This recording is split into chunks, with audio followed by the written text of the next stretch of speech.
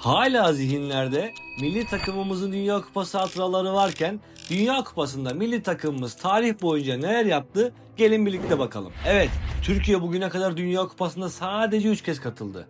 Ancak bunun yanında son anda kaçırdığı, farklı sebeplerden yer almadığı ya da ilginç hikayelerinin ortaya çıktığı birçok turnuvada oldu. Bir önceki videoda Dünya Kupası'nın tümüyle anlattığım için bu videoda turnuvanın genel detaylarına girmeyeceğim. Bu videoda tüm odağımız milli takımımız olacak. Haydi başlayalım. Dünya Kupası tarihte ilk kez Uruguay'da 1930 yılında düzenlendi. Milli takımımız bu turnuvada yer almadı. Bunun en önemli sebeplerinden biri Cumhuriyet'in henüz ilk yıllar olması ve maddi imkansızlıklardı. Ancak bir diğer sebep ise ulaşım zorluğuydu. Hatta öyle ki Avrupa'dan turnuvaya katılan takımlar yaklaşık 13-14 gün süren gemi yolculuğuyla Uruguay'a ulaşabildi. Her 4 yılda bir yapılacak olan Dünya Kupası 1934'te tekrar düzenlendi. Türkiye Dünya Kupası elemelerine ilk kez burada katıldı. FIFA'nın düzenlediği Dünya Kupası elemelerine ilginç bir şekilde Türkiye Asya'dan katıldı. Mısır, Britanya mandası Filistin ve Türkiye'nin bulunduğu bu grupta milli takımımız henüz sahaya bile çıkmadan elemelerden çekildi. Bu kararın arkasında maddi zorluklar, organizasyon eksikliği ve dönemin şartları vardı. Bir dipnot da burada verelim. Britanya mandası Filistin olarak bahsettiğimiz bu takım Yahudiler ve Britanyalılardan oluşuyordu. Bu noktada milli takımımız için Dünya Kupası vakti henüz gelmemişti. 1938 Dünya Kupası da Türkiye için farklı geçmedi. Hatta bu kez elemelere bile katılamadı. Sonrasında ise futbol dünyası savaşa teslim oldu.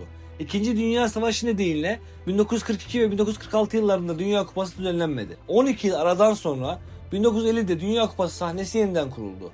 Türkiye Dünya Kupası elemelerine katıldı ve ilk maçında Suriye'yi 7-0 mağlup etti. Sıradaki rakip Avusturya'ydı ancak 2. Dünya Savaşı'nın ardından yaşanan şartlar nedeniyle Avusturya elemelerden çekildi. Böylece milli takımımız tarihinde ilk kez Dünya Kupası'na katılmaya hak kazandı. Ama adres Brezilya'ydı. Ne yazık ki maddi imkansızlıklar nedeniyle Türkiye Dünya Kupası'ndan çekildi. Düşünün, günümüzde Dünya Kupası'na gidebilmek ne kadar zor ve ne kadar değerliyken o dönemde milli takımımız bu turnuvaya maddi imkansızlıklar nedeniyle katılamadı. 1954'te ise Türkiye Dünya Kupası yolculuğuna yeniden başladı. Dünya Kupası elemelerinde rakip İspanya'ydı ve ilk maçta 4-1 yenilen milli takımımız evinde 1-0 kazandı. Tabi o dönem averaj kural olmadığı için 3. maç oynanması kararlaştırıldı. Roma'da oynanan 3. maçın galibi Dünya Kupası biletini alacaktı. Ancak maç 2-2 berabere bitti. Yine o dönem ne uzatmalar oynanıyor ne de seri penaltı atışları yapılıyordu. Ve işte asıl hikaye burada başladı. Maçın orta hakemi takım kaptanlarını ve tribünden bir çocuğu yanına çağırdı. O çocuğun gözleri bağlandı. Milli takımımızı tarihinde ilk kez Dünya Kupası'na katılmasını sağlayacak o kişi 14 yaşında İtalyan Franco Gema'ydı. Franco elini attı ve kurayı çekti. Türkiye'nin pusulası Dünya Kupası'ydı. Milli takımımızın omuzlarında Franco Gema vardı. Ve böylece Türk futbolunda ilk tarih yazan kişi İtalyan çocuk Franco oldu. İsviçre'de düzenlenen 1954 Dünya Kupası'nda milli takımımız Macaristan, Batı Almanya ve Güney Kore'nin bulunduğu ikinci grupta yer aldı. Statü gereği Batı Almanya ile 2 maç yapan milliler ilk maçı 4-1, ikinci maçı da 7-2 yenilirken Güney Kore'yi ise tarihi farkla 7-0 yenerek turnuvaya veda etti. Bu turnuvada millilerin teknik direktörlüğünü İtalyan hoca Sandro Pupo yaptı. 1954'ün ardından millilerimiz 4 yıl sonra yeniden Dünya Kupası'nda yer almak istiyordu. Ancak bu kez FIFA Türkiye'yi Avrupa elemelerine değil Afrika Asya eleme hattına yerleştirdi. Üstelik bu hattaki rakibi ise İsrail'di. Türkiye Avrupa yerine Afrika Asya tarafına alınmasını kabul etmedi ve dönemin siyasi atmosferinin de etkisiyle elemelerden çekildi. Öyle ki o yıllar Süveyş krizinin hemen ardından Arap-İsrail geriliminin oldukça yüksek olduğu bir dönemdi. Afrika Asya eleme hattında toplam 9 takım vardı ve tam 7 takım elemelerden çekildi. Mısır, Endonezya, Sudan, Suriye İsrail ile oynamak istemediği için çekilirken Tayvan Çin ile oynamak istemediği için çekildi. Kıbrıs ise vize alamadığı için elemelerden çekilmek zorunda kaldı. Böylece İsrail Dünya Kupası yolunda sahaya çıkmadan katılmak kazandı. Ancak FIFA hiçbir takımın maç oynamadan Dünya Kupası'na katılmasını istemedi.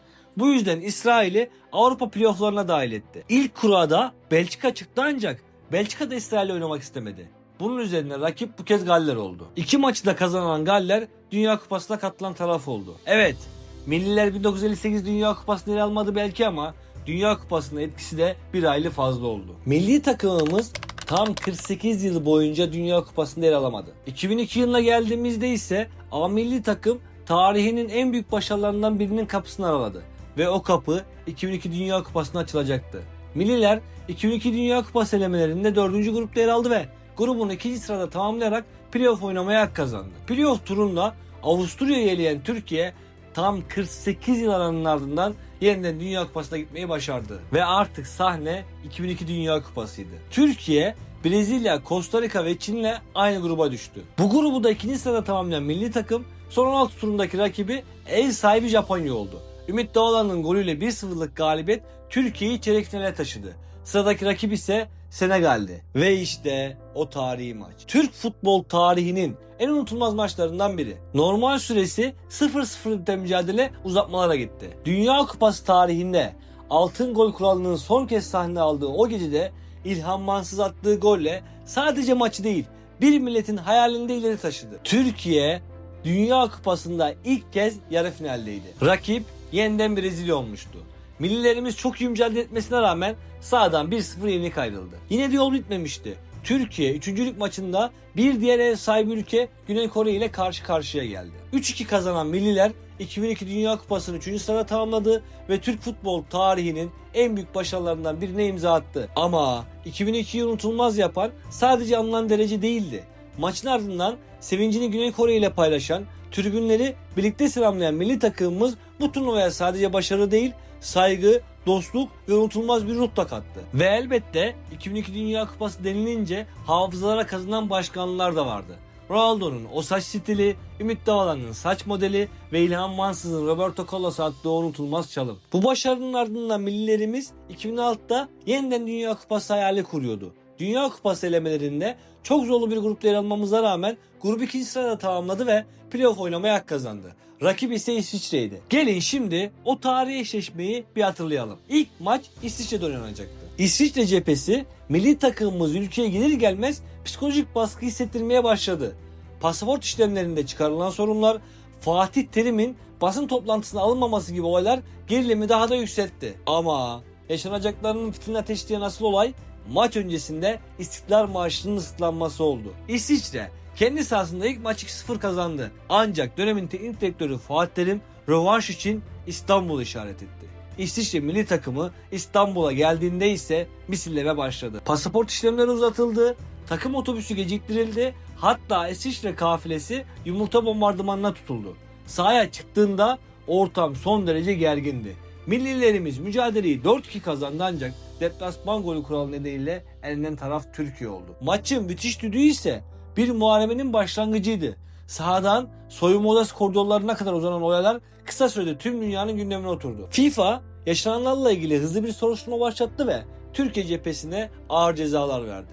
Saha kapatma, para cezaları, bazı futbolculara ve görevlilere verilen men gibi birçok yaptırım. İşte tam bu noktada size bir dipnot vereyim. O dönem gündeme bomba gibi düşen iddialardan biri de Türkiye'nin ihraç edilmemesi için dönemin TFF Başkanı Haluk Ulusoy'un FIFA Başkanı Sepp Blatter ile görüştüğü, hatta onun elini öperek af dilediği yönündeydi. Haluk Ulusoy'un cevabı ise 48 yaşındayım.